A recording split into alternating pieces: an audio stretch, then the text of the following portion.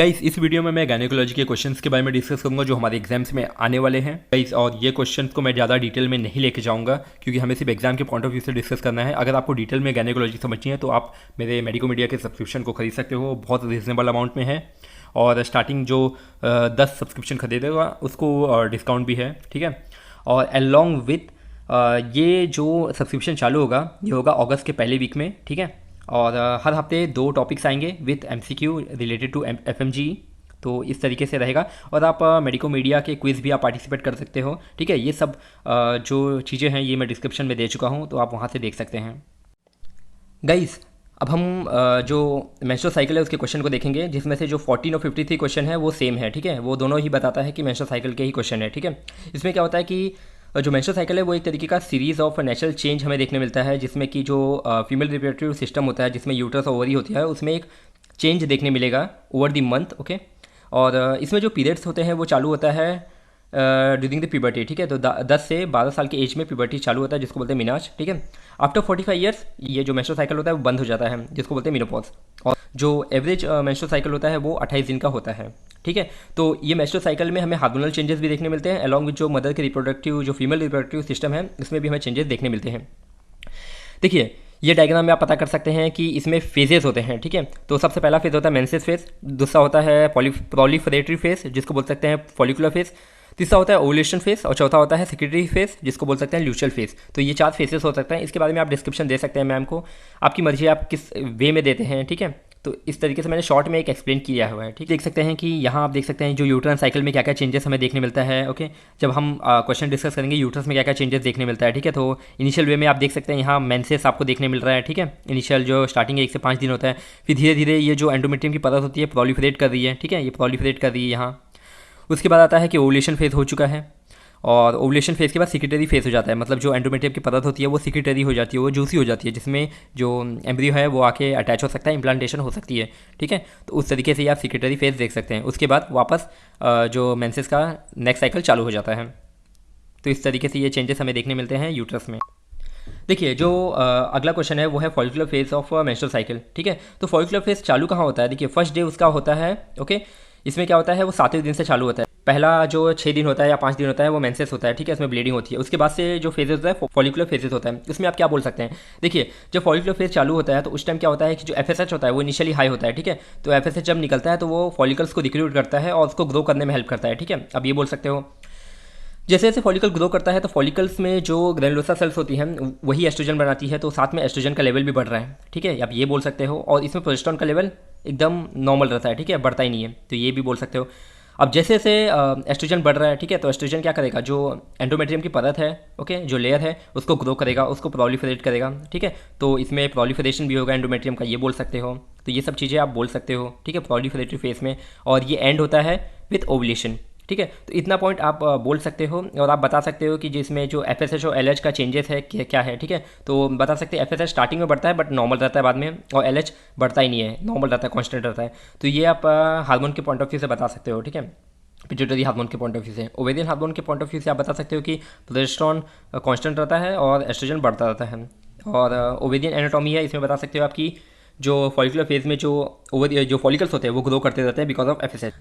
अब बात करते हैं ओवुलेशन फेज और ल्यूशियल फेज को। इसको मैंने इसी डायग्राम के थ्रू कवर किया है क्योंकि ये डायग्राम बेस्ट डायग्राम है, इसमें बहुत सारी चीज़ें आप कंसिडर कर सकते हैं। देखिए ओवुलेशन फेज में आप क्या बोल सकते हैं कि 14वें दिन पर ओवुलेशन होता है, ठीक है।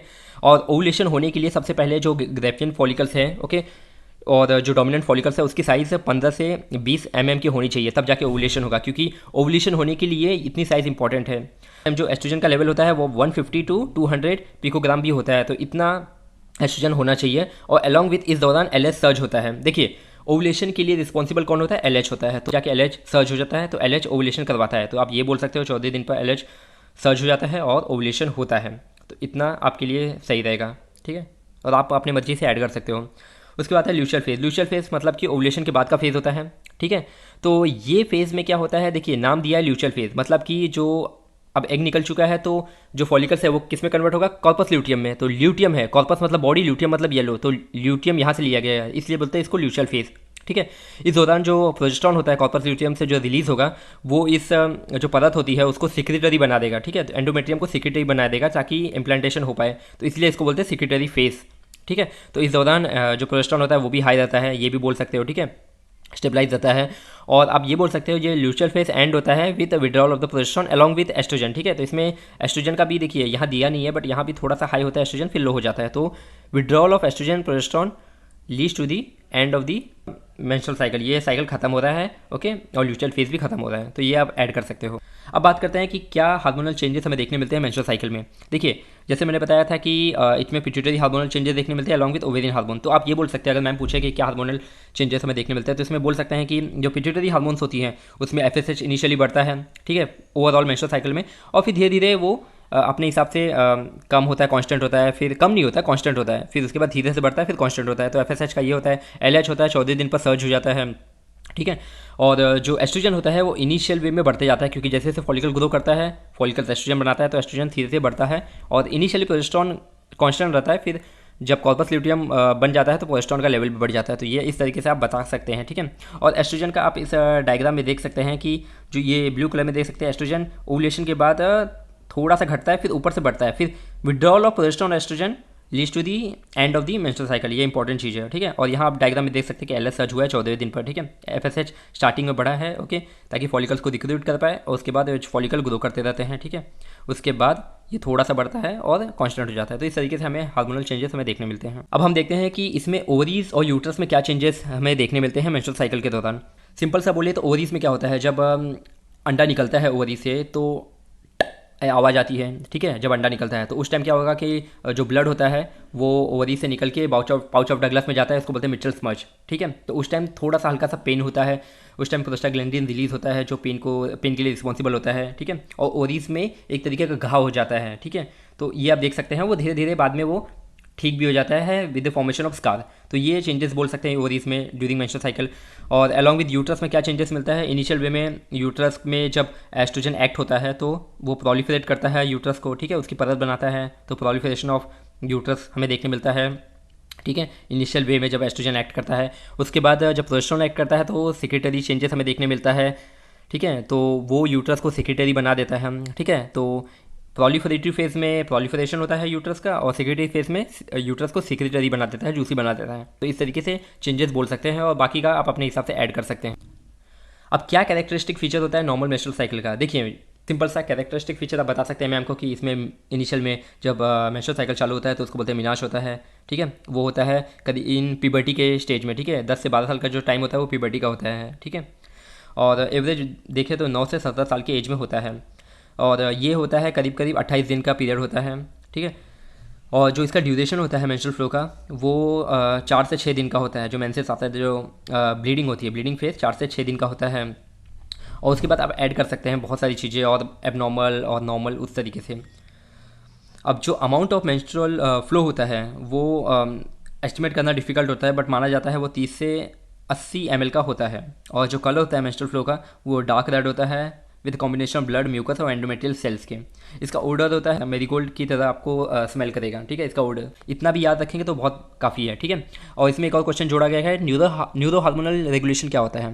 देखिए जो हाइपोथैलेमस होता है वो GnRH है, जो गोनेडोट्रोपिक रिलीजिंग हार्मोन रिलीज करेगा, वो पिट्यूटरी पे एक्ट होगा, पिट्यूटरी रिलीज करेगा FSH और LH, ठीक है। FSH एक्ट करेगा, ठीक है, ओवरी के जो फॉलिकल्स होते हैं उस पर एक्ट करेगा, और फॉलिकल्स को ग्रो करेगा, और फॉलिकल्स जैसे जैसे ग्रो करेंगे एस्ट्रोजन रिलीज होगा, ठीक है।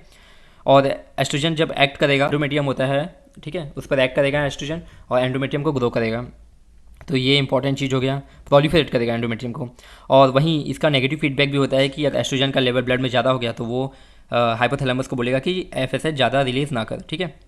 और इसमें जब LH सर्ज होता है, जब LH ज़्यादा हो जाता है तो उस टाइम LH का काम होता है ओवुलेशन करवाना, ठीक है। तो जब ओवुलेशन हो जाता है तो कॉर्पस ल्यूटियम बनता है, कॉर्पस ल्यूटियम प्रोजेस्टेरॉन बनाएगा, प्रोजेस्टेरॉन, ठीक है, वो जो एंडोमेट्रियम की जो यूट्रस की जो लेयर होती है उसको सेक्रेटरी बना देता है, ठीक है। तो ये रहा न्यूरो हार्मोनल चेंजेस। अब बात करते हैं डेफिनेशन कॉजेज ऑफ ओलिगोहाइड्रोएमनियोस।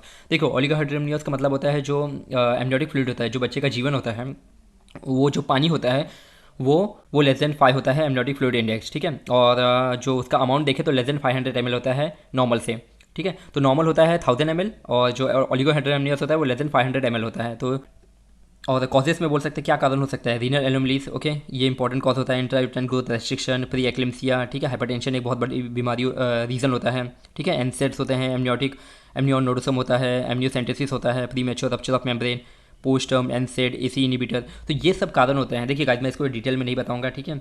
तो आप सिर्फ एग्जाम के पॉइंट ऑफ व्यू से बता रहा हूँ। तो ओलिगोहाइड्रोएमनियोस की ये सब कॉजेज होते हैं। और ओलिगोहाइड्रोएमनियोस जैसे मैंने बताया था, less than 5 amniotic fluid index होगा तो हम इसको बोलेंगे ओलिगोहाइड्रोएमनियोस। एनहाइड्रोएमनियोस मतलब कि कोई भी लिक्विड ना हो, एकदम ड्राई हो जाए।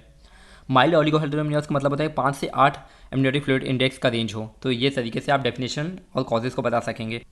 देखिए हम ओलिगोहाइड्रोएमनियोस को मैनेज कैसे करेंगे, इसका मैनेजमेंट क्या होगा। देखिए सबसे बेस्ट मैनेजमेंट होगा ये 3 चीज़। ये आपको एफएमजी के लिए भी बेस्ट रहेगा। इंक्रीज फीटल सर्विलियंस, मतलब कि बच्चे की निगरानी बढ़ा देना, ठीक है। फीटल मॉनिटरिंग बहुत ज़्यादा इंपॉर्टेंट हो जाती है, क्योंकि देखिए ओलिगोहाइड्रोएमनियोस में पानी कम है, ठीक है, एमनियोटिक फ्लूइड कम है। तो मॉनिटरिंग ज़्यादा बढ़ाना बहुत जरूरी होता है। हम बार बार अल्ट्रासाउंड करके देखेंगे क्या चेंजेस देखने मिल रहा है, क्योंकि पॉलीहाइड्रोएमनियोस हुआ तो एक रहता है कि हाँ चलो पानी ज़्यादा है, बट इसमें पानी है ही नहीं या पानी बहुत कम है, ठीक है। तो हमें फीटल सर्विलेंस बढ़ाना पड़ेगा। दूसरा होता है कि हमें अर्ली डिलीवरी तो करनी है, बट हमें लंग की मैच्योरिटी का भी वेट करना है कि बेबी की लंग होता है, बेबी का जो लंग होता है वो मैच्योर हो जाए, तब जाके हम डिलीवरी कर पाए, अर्ली डिलीवरी। जो 32 से 34 हफ्ते के बीच में लंग मैच्योरिटी हो जाती है, ठीक है। तो उस टाइम जैसे ही लंग मैच्योर हुआ तो हम डिलीवरी कर सकेंगे, तो इसको बोलते हैं early delivery. But before lung और मैच्योरिटी हम डिलीवरी करेंगे तो बेबी की डेथ होने के चांसेस होते हैं। तीसरा होता है एमनियो इन्फ्यूजन, ठीक है। हम एमनियोटिक फ्लूइड को इंजेक्शन के थ्रू इन्फ्यूज़ कर देंगे, बट ये मेथड टेम्परेरी रहता है, ठीक है। तो ये टेम्परेरी हम ट्रीटमेंट कर पाएंगे, ठीक है। इसमें भी आप देख सकते हैं कि हम एडिक्वेट रेस्ट देंगे, ठीक है, मदर को, ताकि डिहाइड्रेशन ना हो, और जो एमनियोटिक फ्लूइड है या जो लिक्विड है वो कम ना हो। हाइड्रेशन देते रहेंगे, आईवी फ्लूइड रिससिटेशन जैसे मैंने बताया था टेम्परेरी, ये इंक्रीज़ करेगा, ठीक है। और हम अल्ट्रासाउंड मॉनिटरिंग कंटिन्यू करते रहेंगे, सीरियल वाइज अल्ट्रासाउंड मॉनिटरिंग हमें देखते रहना चाहिए, ठीक है। उसमें हम एमनियोटिक फ्लूइड इंडेक्स को ये सब देखते रहेंगे। और इसमें क्या करेंगे, हम लेबर को इंड्यूस करेंगे, मतलब कि हम चाहेंगे कि जल्दी डिलीवरी हो जाए, बट हम ये भी हम ध्यान देंगे कि लंग मैच्योरिटी एक बहुत बड़ा फैक्टर होता है, ठीक है। और अगर लंग मैच्योर हो गया तो हम अर्ली डिलीवरी कर पाएंगे, नहीं तो फिर लेटर ऑन क्या होगा, इंट्राउटेराइन ग्रोथ रेस्ट्रिक्शन, लीथल मालफॉर्मेशन, ये सब चीज़ें हमें देखने में मिल सकती है अगर हम इसका ट्रीटमेंट या मैनेजमेंट जल्दी ना करें तो।